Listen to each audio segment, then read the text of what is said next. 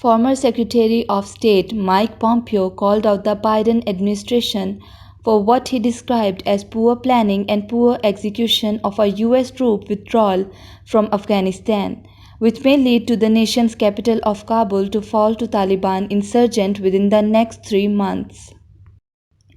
Pompeo, who helped plan and execute the early days of the shift towards withdrawing troops from the country after 20 years there, told the story. He and President Donald Trump made sure there were multiple enforceable models of deterrence that would prevent the potential disaster. It looks like they have not been able to execute this, he said.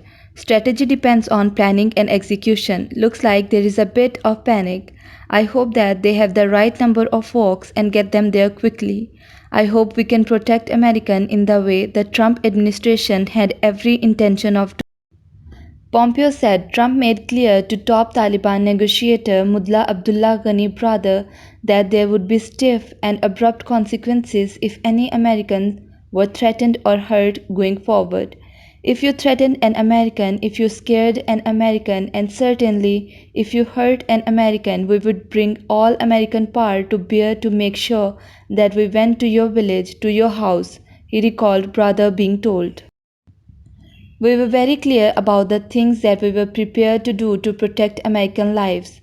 Since we began those negotiations in the beginning of 2020, there wasn't a single American killed by the Taliban when that was going on.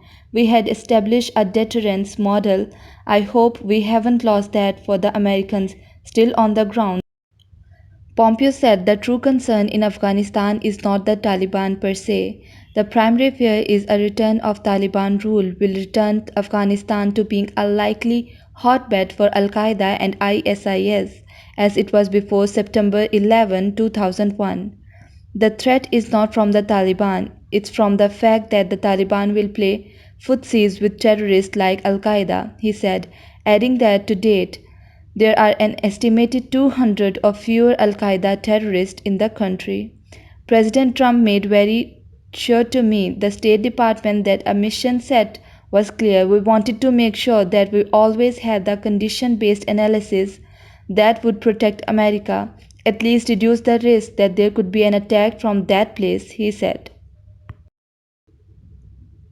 Earlier Thursday, the top Republican on the House Armed Service Committee, Mike Roger of Alabama, warned that Biden is risking a Saigon movement in reference to the US departing Vietnam as the North Vietnamese army rolled onto the presidential palace property on April 30, 1975.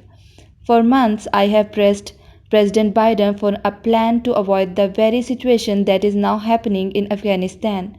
Now American lives are at risk because President Biden still doesn't have a plan, Rogers said in a statement.